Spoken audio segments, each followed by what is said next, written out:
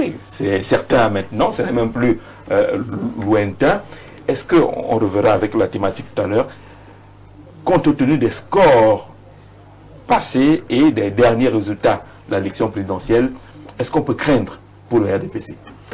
Alors, la logique voudrait qu'après les bons scores que le RDPC a fait à la fois à la présidentielle et au régional, que ce soit à peu près la même physionomie qu'on ait à ces élections locales qui s'annoncent.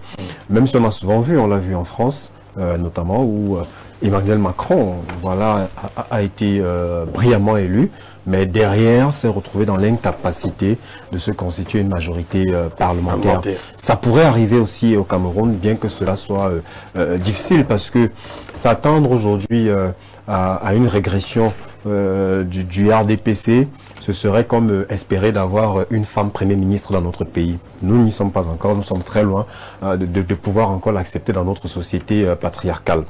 Alors, logiquement, après les 53,66%, je crois, à la présidentielle, on devrait s'attendre à ce que le RDPC maintienne sa majorité obèse à l'Assemblée nationale et même au niveau des différentes communes, parce que l'idée ici serait de raffermir son ancrage populaire et son assise nationale. Est-ce qu'on pourrait envisager une perte? Il faudrait qu'en face, on ait aussi des adversaires assez solides.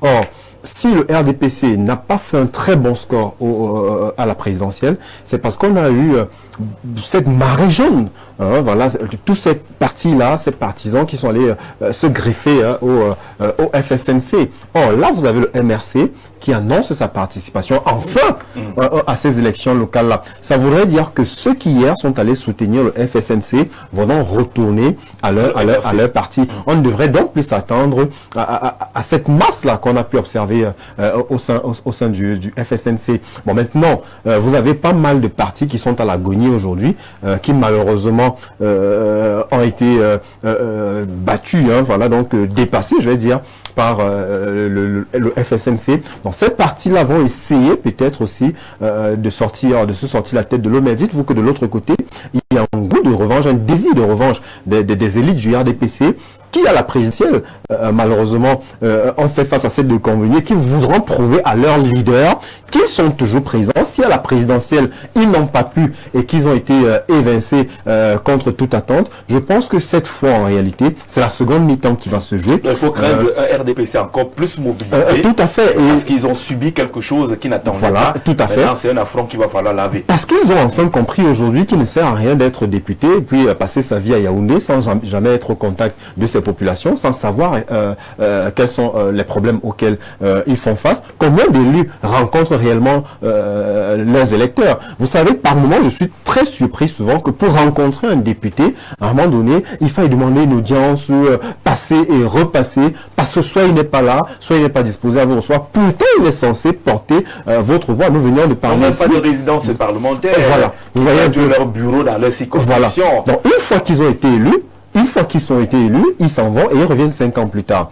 Cependant, on a vu quand même qu'il y a eu pas mal de dissensions au niveau du RDPC. La question aussi des investitures va se poser de ce côté. Ouais. Si du côté du Sud, vous avez vu voilà, aujourd'hui, on n'est plus disposé, enfin on n'était plus disposé à lire des investitures qui nous parviennent sous pli fermé, il ne serait pas surprenant que pour celles locales qui s'annoncent aussi, qu'il y ait des problèmes au niveau des investitures, voilà, qui se produisent. Et c'est pour cela que je dis, l'avantage qu'on a au Cameroun, c'est que ces élections locales sont celles où il est difficile en fait de tricher, voilà, tout à fait. Donc les irrégularités qu'on retrouve très facilement au niveau de la présidentielle peuvent être corrigées au niveau des élections locales. Donc c'est une opportunité qui est offerte au peuple de pouvoir enfin prendre son destin, parce qu'il faudrait que nous autres Camerounais comprenions que pour la vitalité de notre démocratie, il ne serait pas bon que le Parlement soit acquis au RDPC. Donc à un moment donné, oui, M. Biaé a étudié aujourd'hui, donnons à l'opposition une majorité forte, parce que même s'il ne l'emporte pas au niveau du scrutin, qu'il puisse peut-être coaliser de manière à pouvoir contraindre le gouvernement à travers, parce qu'il se pose là un souci d'efficacité gouvernementale. Et le seul moyen de pression que nous avons, le seul contre-pouvoir que nous avons, c'est le Parlement. Donc il faudrait au jour d'aujourd'hui que nous cessions de voter peut-être pour des raisons politico-gastriques, mais que nous pensions réellement à notre avenir pour les 5 prochaines années, parce que nous ne savons pas pour combien de temps M. Biya sera là. Il pourrait nous surprendre, aller jusqu'en 2032. Donc en attendant qu'au moins on ait des personnes qui soient là pour défendre notre cause. Or, quand vous pensez... évoquer une question fondamentale. Je sais peut-être par là. Oui. Voilà, de l'autre, en face donc maintenant, quand nous parlons de ces opposants, moi je vois, c'est maintenant que les opposants, certains partis sont en train de lancer des appels à candidature. Oui. C'est quand même assez surprenant et c'est décevant. C'est-à-dire, nous sommes à quelques semaines seulement, pour ne pas dire quelques jours. Voilà, donc il y a une période déjà morte voilà. Après la présidentielle. Maintenant, vous avez des personnes qui en appellent aux candidats. Ça veut dire qu'au sein déjà de leur parti, ils n'ont même pas ces candidats-là. Et au-delà de ces candidatures même, il y a un souci financier qui va se poser parce qu'il va bien falloir payer les cautions, il va falloir aller aux élections. Or, des partis qui font déjà face aux tensions de trésorerie, comment est-ce qu'on peut espérer une débâcle du RDPC?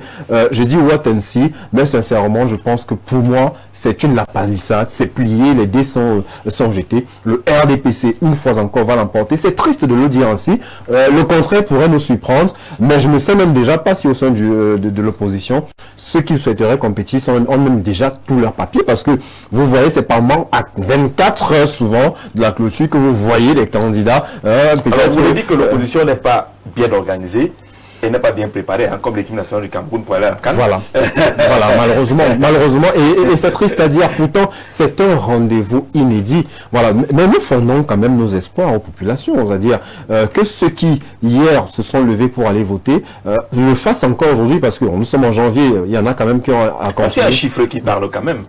À la présidentielle, on est à presque 47% des gens qui ont voté contre Paul Biya. Ça veut dire qu'il y a un chiffre, un capital qui n'est pas à négliger. Si cette mobilisation reste et si elle est renforcée, parce qu'il y a une abstention, il y a au moins près de 4 millions de personnes qui n'ont pas voté, il y a quand même un capital. Et que ceux qui n'ont pas voté parce qu'ils ne trouvaient peut-être pas d'alternative se disent cette fois-ci quand même, ils ont la possibilité de faire bouger les lignes. Donc, aux abstentionnistes, c'est le moment de faire entendre leur voix.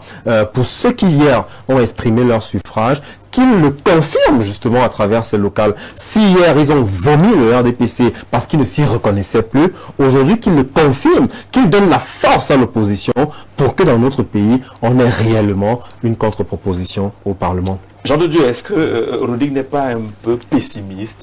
Est-ce qu'il n'est pas déjà en train de condamner l'opposition avant le match?